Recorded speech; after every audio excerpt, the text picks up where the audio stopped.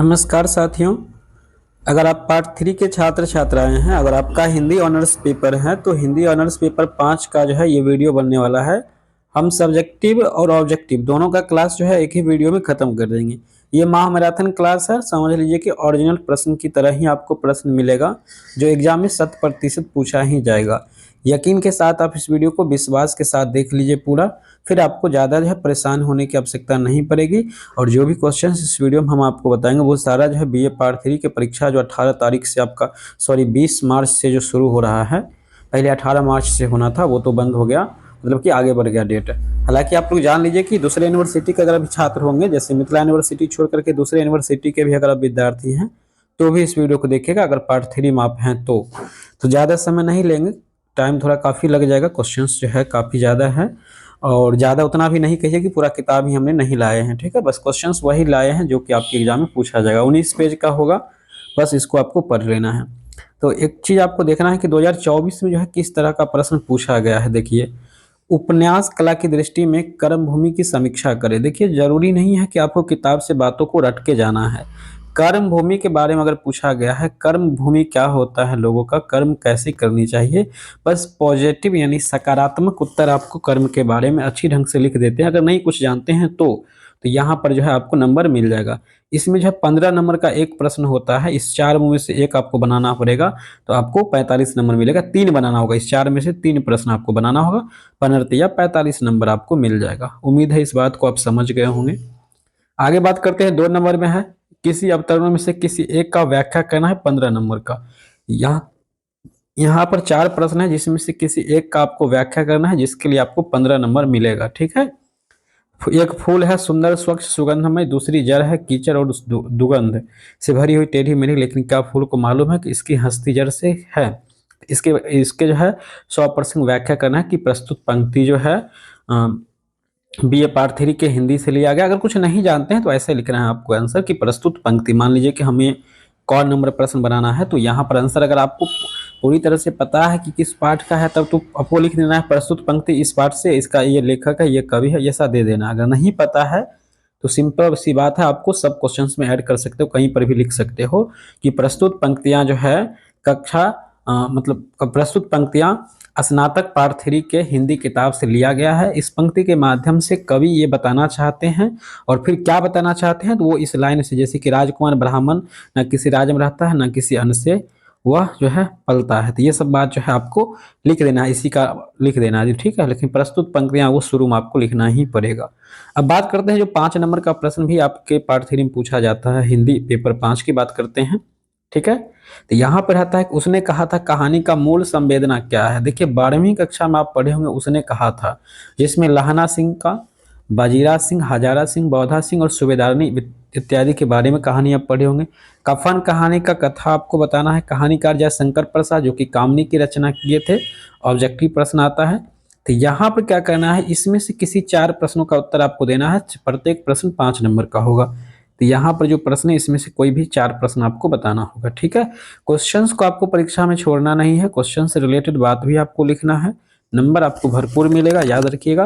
Questions को कम से कम, जैसे कॉपी आपको मिलता है अगर 30 पन्ना का है तो 20 पन्ना से ऊपर आप आंसर लिखिएगा, पार्ट 3 के छात्र हो चुके हैं, याद रखिएगा, तभी आपको बेहतर अंक मिलेगा, अन्यथा आपके साथ मतलब कि नाइंसाफी भी हो जाएगा, नंबर कट वगैरह जाएगा, ठीक है। यहाँ पर आपको वस्तुनिष्ठ प्रश्न रहेगा, 10 प्रश्न आपको बनाना होगा, 2 नंबर का प्रश्न होगा। यहाँ पर हिंदी कहानी के संपादक कौन है, कफन किस प्रकार की कहानी, उसने कहा था किस विश्व युद्ध की पृष्ठभूमि है, ये सारी बातें हैं आपको। यहाँ पर भी 2023 में ऐसा प्रश्न पूछा गया है, कर्मभूमि कर्मभूमि। देखिए, 2 बार कर्मभूमि टॉपिक से प्रश्न आया है, याद रखिएगा। ये सारे चीज चंद्रगुप्त की नाटक, रंगमंच की दृष्टि, तो ये सारा प्रश्न हम आपको अभी आंसर भी दे देंगे, बस चिंता नहीं कीजिएगा, बने रहिएगा, पीडीएफ वगैरह भी मिल जाएगा। सेम पैटर्न है जैसे कि ऊपर में हमने बताया था, वैसा ही यहाँ पर भी है, आपको देना है उत्तर। यहाँ पर वस्तुनिष्ठ प्रश्न है, यानी 2 नंबर वाले हैं। ऑब्जेक्टिव प्रश्न है, घीसू किस रचना का पात्र है, मनोरमा किस नाटक की पात्रा है, तय से हिंदी कहानियों के प्रकाशक कौन है, नन ननहकू ननहकू सिंह किस कहानी का पात्र है, किरण किस कहानी का पात्र है, सकीना किसकी रचना है। ये सारी चीजें हैं जो आपको पढ़ना पड़ेगा, ठीक है। अब ऑब्जेक्टिव प्रश्न के लिए कुछ क्वेश्चंस को देख लेते हैं हम लोग, जैसे कि रचना से पूछता है किन की रचना है, जैसे कि है प्रेमचंद्र लेखक है किसकी, तो कफन जो पाठ है उसका लेखक प्रेमचंद्र है। 100% यहाँ से जो है 5 नंबर आपका कंप्लीट हो जाएगा। चैप्टर का नाम हिंदी में पूछता है, लेखक का नाम, ठीक है। जैसे 10वां वगैरह में पढ़ते थे ना आप लोग, बातचीत के लेखक कौन है बर्मा में, वैसा ही है। कफन के लेखक कौन है, तो प्रेमचंद्र है। उसने कहा था कौन है, चंद्रधर शर्मा गुलेरी है। उसने कहा था 12वीं कक्षा का ये टॉपिक है, ठीक है। अगर 12वीं में आप पढ़े होंगे तो अच्छी बात है। गुंडा पाठ के कवि कौन है, ये है जयशंकर प्रसाद। शरणागत के कौन है, वृंदावन लाल शर्मा वर्मा। कानों में कंगना ये किसकी रचना है, तो राधिका करनी। जो सबसे ज्यादा इंपोर्टेंट है, ऊपर का 3 वो आपको याद कर लेना है, नीचे का 3-4 वो। दुखवा में कासे कहूं मोरी सजनी, चतुर सेन शास्त्री का है। ऑब्जेक्टिव के लिए मोस्ट इंपोर्टेंट है, यहां से प्रश्न आपके एग्जाम में आ सकता है। सियाराम शरण गुप्ता की रचना क्या है, काकी। सच का सौदा किनकी रचना है, सुदर्शन जी का। मिठाई वाला भागवत प्रसाद वाजपेयी का है, ठीक है। देखिए इसको ट्रिक के रूप में इस तरह से याद रखिएगा। प्रेमचंद्र लोग चंदा लेकर कफन खरीदता है, ये वाला आपको याद रखना है। शर्म उसने कहा था गुलर में फूल नहीं होता है, तो गुलर जी याद रखिएगा। जयशंकर प्रसाद, यहां पर देखिए गुंडा, ठीक है ना। गुंडा की मतलब गुंडा किसकी रचना हो जाएगी, जयशंकर प्रसाद, ठीक है। प्रसाद चुरा कर गुंडा ले गया। वृंदावन वर्मा क्या हो जाएगा, वर्मा जी की शरण में चलिए। राधिका राम शरण सिंह का क्या हो जाएगा, कानों में कंगना। तो इसी तरह से कुछ ट्रिक वगैरह अपने मन में सेट करके आप इसको याद कर लेंगे, ठीक है। इसका पीडीएफ हम आपको दे देंगे, बने रहिएगा वीडियो के साथ, ठीक है। यहाँ पर भी है कुछ, यहाँ पर जैसे इसको याद करना है, विष्णु प्रभाकर रहमान का बेटा है, हेलीबॉन बतके या यज्ञ जी है। गदल किनकी रचना, इनकी रचना है। ये सब रचना जो है आपको यहाँ से कुछ रचना को आपको याद कर लेना है, ठीक है। जैसे कि यशपाल किनकी रचना है, मकरिल की है। चंद्रगुप्त विद्यालंकर किसकी है, हुक की रचना है, ठीक है। तो ये सब चीज आपको याद रखना है। अब जो है ऑब्जेक्टिव प्रश्न जो आपके एग्जाम में पूछा गया था, वो सब प्रश्न को हम लोग देखते हैं। नन्हाकू सिंह किस कहानी का पात्र है, तो वो गुंडा, ठीक है। जिसका लेखक कौन है, जयशंकर प्रसाद। प्रसाद चुरा के गुंडा भागा, ट्रिक पे हम लोग याद करेंगे। सूबेदारनी किस कहानी की पात्रा है, तो उसने कहा था। अब जरूरी नहीं है कि सूबेदारनी पूछेगा, हो सकता है लहाना सिंह कह देगा। लहाना सिंह जो है सबसे बड़ा पात्र है, उसने कहा था पाठ के, ठीक है। कानों में कंगना के लेखक कौन है, ऊपर में अभी हमने बताया था आपको, राधा कार्मन प्रसाद सिंह। सच का सौदा कहानी के लेखक कौन है, सुदर्शन। ये सब टॉप क्वेश्चन हम बता रहे हैं अभी आपको, जो भी पढ़ा रहे हैं ये टॉप क्वेश्चन से एग्जाम में 100% पूछेगा ही, लिख लीजिएगा, पूछेगा, ठीक है। 100% पूछेगा ही। तत्सत कहानी के लेखक कौन है, यहां पर हो जाएगा जनेन्द्र कुमार। रामेश्वर हृदय से बुरी नहीं थी, यह पंक्ति किस कहानी का है, तो ताई कहानी की है। बाबू रामजी दास किस कहानी की पात्रा है, तो ताई की। सभी मोस्ट इंपोर्टेंट क्वेश्चन सब है, ठीक है। शरण दाता कहानी के लेखक का नाम बताएं, वर्मा जी हो जाएगा, ठीक है। वर्मा जी के शरण में हम लोग को चलना है। और यहाँ इंस्टॉलमेंट कहानी के रचयिता कौन है, भागवती चरण वर्मा, यहाँ पर यह आंसर हो जाएगा। घीसू किस कहानी की पात्रा है, तो कफन, याद रखिएगा। घीसू कफन की है, प्रेमचंद की रचना है कफन, बिल्कुल याद रखेंगे, ठीक है।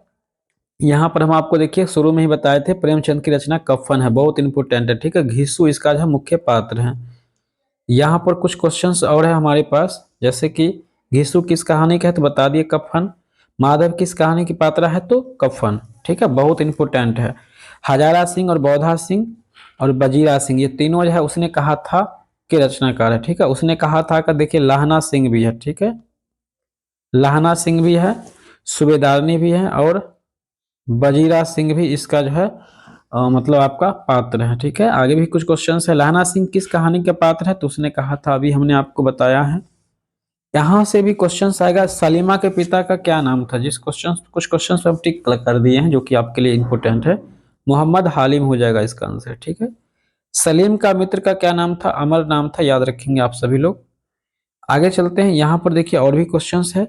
एक बार जो है सभी प्रश्न को आपको बढ़िया से रट लेना है, पढ़ लेना है, फिर आपके साथ बुरा नहीं होगा, अच्छा होगा। खुदरी राम कहानी के लेखक कौन है, पांडे वैचन शर्मा। ऐसा ही है, यहाँ पर भी प्रश्न है, अमरकांत के पिता का क्या नाम था, समरकांत। कर्मभूमि, यहाँ से देखिए उत्तर है, सलीम किस उपन्यास का पात्र है, तो कर्मभूमि। तो बहुत सारा यहाँ पे ऑब्जेक्टिव प्रश्न जो है, ये काफी प्रश्न है। जैसे हिंदू, देखिए सिंदूर की होली वाले पार्ट भी बहुत इंपोर्टेंट है। इसका नाटककार कौन है, तो लक्ष्मी नारायण मिश्रा जी लिखे हैं, ठीक है। सिंदूर की होली का प्रकाशन जो 1934 ईस्वी में हुआ था। सिंदूर की होली किस प्रकार की नाटक है? तो समस्या समाधान। इसमें क्या होता है, प्रेम विवाह हो जाता है और पति के मरने के बाद भी जो है पत्नी जो है सिंदूर करती है, तो ये सब समस्या है सिंदूर की होली वाले पाठ में। सिंदूर की होली में नारी की समस्या क्या थी? विवाह की समस्या थी वहां पे। सिंदूर की होली नाटक में कितने अंक है? 3 अंक है। तो सिंदूर की होली जो टॉपिक है मेरे भैया, आपको बहुत ध्यान से पढ़ लेना है, मेरे भैया दीदी जो भी हैं सब लोग, ठीक है। उसके बाद जो है हमारे सामने ये प्रश्न आ रहा है मेरे भाई, सिंदूर होली नाटक के नाटककार नायक कौन है? नायक है मुरली लाल है, ठीक है। तो इस तरह से मनोरमा संबंध किस नाटक से है भाई साहब? सिंदूर की होली से ही है, बहुत इंपॉर्टेंट है, एकदम आपको याद रखना है, ठीक है। कर्मभूमि में अमरकांत की बहन का क्या नाम है? सुखदा नाम है, बिल्कुल याद रखेंगे सभी भाई बहन, ठीक है। तो इस तरह से जो है वर्णाश्रम व्यवस्था में त्रिकाल का के लिए सत्य दिव्य, यह कथन किसका है? रुद्रीधर रुद्रधीर का है। बुधिया घीसु कौन है? बुधिया घीसु की बहू है। उसने कहा था कि प्रकाशन काल क्या है? 1915 है, ठीक है मेरे भाई। इस तरह से आपको जो है इन सभी प्रश्नों को जो है 1-2 बार जो है पढ़ लेना है। चुन्नू और मुन्नू किस कहानी की पात्रा है? मिठाई वाला। इंस्टॉलमेंट कहानी क्या है? तो भगवती चरण वर्मा की है। एकदम आपको ये सब चीज को याद रखना, क्वेश्चन रिपीट हो चुका है। अब जो हम लोग क्वेश्चंस में आ जाएंगे तो यहाँ पर देखिए हमारे सामने इस एक क्वेश्चंस पेपर है। अब यहाँ पर जो वीवीआई लगा हुआ है मेरे बच्चे, आपको क्या करना है, इन सबको बिल्कुल ध्यान से पढ़ लेना है, ठीक है ना। ये सब वीवीआई प्रश्न मतलब लगाने का मतलब होता है कि प्रश्न आएगा ही परीक्षा में। अब हम आपको ऐसे समझा देते हैं कि जरूरी नहीं है कि जयशंकर प्रसाद के बारे में पूछेगा तो ही लिखना है, ठीक है। देखिए बात कुछ कुछ क्वेश्चन जो होता है सेम होता है, जैसे रंगमंच देख लीजिए। रंगमंच क्वेश्चन को 3 तरीका से पूछा जा सकता है। अगर चंद्रगुप्त के बारे में पूछा जाता है तो भी आपको रंगमंच वाली बात लिख देना होगा। तो इसी प्रकार से सेल्यूकस, देखिए हम आपको एक कहानी सुनाते हैं, सेल्यूकस और चंद्रगुप्त मौर्य की। चंद्रगुप्त मौर्य जो है अपने भारत का वो सम्राट था, और सेल्यूकस जो है ये कहाँ के थे मेरे भाई? यूनान के थे, ठीक है। एक बार क्या हुआ, सेल्यूकस यूनान के राजा थे, तो चंद्रगुप्त मौर्य ने सेल्यूकस को हराने के लिए युद्ध किया और सेल्यूकस को हरा दिया। फिर चंद्रगुप्त मौर्य ने देखा कि हेलेना है, इनकी पुत्री थी, सेल्यूकस की एक बेटी थी हेलेना। चंद्रगुप्त मौर्य के इससे पहले भी शादी हो चुका था, लेकिन उनका दिल आ गया हेलेना पर और उन्होंने हेलेना से क्या कर लिया? शादी कर लिया। और सेल्यूकस बेचारा हार चुका था तो वो मना भी नहीं किया, और इस प्रकार से क्या क्या शादी कर लिया हेलेना, सेल्यूकस की बेटी हेलेना से चंद्रगुप्त मौर्य ने शादी कर ली है। शादी करने के बाद जो है उनके साथ में जो है राजदूत के रूप में कहिए या दहेज के रूप में आप लोग कह सकते हैं, तो मेगास्थनीज को भारत भेजा गया था, जो इंडिका नामक पुस्तक की रचना किया था। हिंदी पढ़ते हो लेकिन इतिहास की टॉपिक है, तो जीवन में कुछ भी छोड़ने की आवश्यकता नहीं होता है, सब कुछ को पढ़ने के बाद ही आप जो है आगे बढ़ेंगे।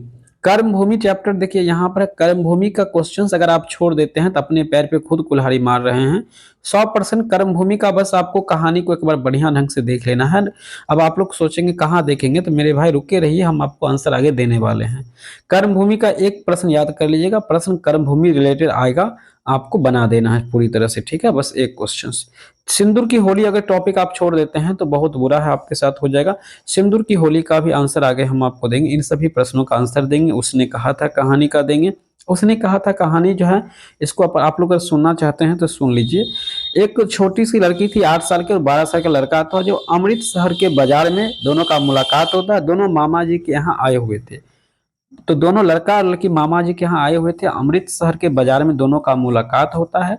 लड़का लड़की से पूछता है क्या तुम्हारी कुरमाई हो गई है? लड़की जो थी सूबेदारनी, उसका आगे चलकर नाम हुआ, वो बोलती है कि कुछ नहीं, बोलती है धत्तरी कह के आगे बढ़ जाती है। लड़का बेचारा फिर पीछे पड़ जाता है, जिसका नाम आगे चलकर लहना सिंह होता है। बाद में फिर से वो पूछता है क्या तुम्हारी कुरमाई हो गई है? लड़की गुस्सा कर बोलती है हाँ हो गई है कुरमाई, तुम देखता नहीं है मैं जो है रेशम की सालू ओढ़े हुए हैं। इस बात को सुनते ही लड़का बेहोश हो जाते हैं लहना सिंह, और बेचारे होश हवास खो देते हैं, ठीक है। बचपन में बहुत पीछा पड़ गया था उस लड़की का, और लड़की को कई बार जो है घोड़े की लथार से भी बचाया था बेचारा। बाद में 25 साल बाद की कहानी शुरू होता है, फिर से लहना सिंह एक राइफल 77 राइफल में नौकरी करने लगता है, और उसी के पड़ोस की मतलब पड़ोस में जो है गांव के बगल में उनका शादी हो जाता है उस लड़की का, जो सूबेदारनी होती है। लड़की का शादी जो है वो हजारा सिंह से होता है। हजारा सिंह को एक बेटा होता है बौधा सिंह। कुछ दिन बाद जब लाना सिंह डिप्टी पर से छुट्टी लेकर गांव आते हैं, लेकिन वहां पे लड़ाई जब बहुत ज्यादा छिड़ जाता है, बांग्लादेश बर्मा की शायद लड़ाई हो रही थी, याद नहीं आ रहा है, या जापान की लड़ाई था। तो जब लड़ाई शुरू हो जाता है तो लहना सिंह को चिट्ठी भेजा जाता है तुम आ जाओ। लहना सिंह, बजीरा सिंह, बौदा सिंह ये सब सेना में ही थे। तो उसी होकर के, उसी के घर होकर के ये दोनों को जाना पड़ता है। जब ये जाते हैं हजारा सिंह के यहाँ लहना सिंह, तो देखती है वो भाई लड़की तो यही है। लास्ट में जब चलने लगते हैं तो वो सूबेदारनी यानी वही लड़की, बचपन की लड़की बोलती है, जिस प्रकार तुमने मेरी बचपन में मुझे घोड़ा के लथार से बचाए थे, इसी प्रकार मेरे पति की भी रक्षा कीजिएगा।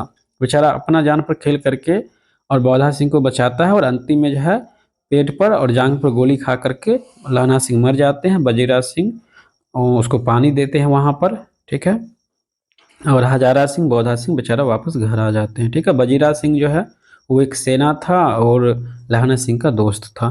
तो ये सब कहानी आपका 12th क्लास का है, ठीक है।